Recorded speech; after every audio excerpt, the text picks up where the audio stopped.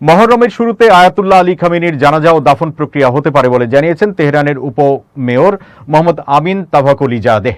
Iran জানায়, মধ্যপ্রাচ্য যুদ্ধের প্রথম দিনে মার্কিন ইসরায়েলি হামলায় নিহত সর্বোচ্চ নেতা আলী খামেনির জন্য 3 দিনের রাষ্ট্রীয় জানাজা ও দাফন প্রক্রিয়া অনুষ্ঠিত হবে, যার তারিখ পরে ঘোষণা করা হবে।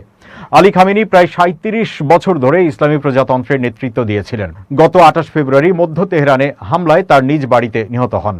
এর আগে যুদ্ধের কারণে প্রাথমিকভাবে 4 মার্চের পরিকল্পিত রাষ্ট্রীয় জানাজা ও দাফন প্রক্রিয়া স্থগিত করা হয়েছিল।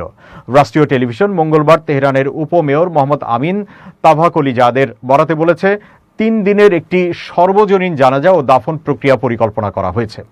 কখন অনুষ্ঠিত হবে তা নির্দিষ্ট করে বলেননি তিনি। তবে আমিন তাভাকুলিজাদেহ জানান, ইসলামী ক্যালেন্ডারের প্রথম মাস মহরমের শুরুতে প্রক্রিয়াটি হতে পারে, যা জুনের মাঝামাঝি সময়ে পড়ে। তিনি বলেন, তেহরানে এবং পবিত্র শহর কোম ও মাশহাদে জানাজা ও দাফন প্রক্রিয়া অনুষ্ঠিত হবে।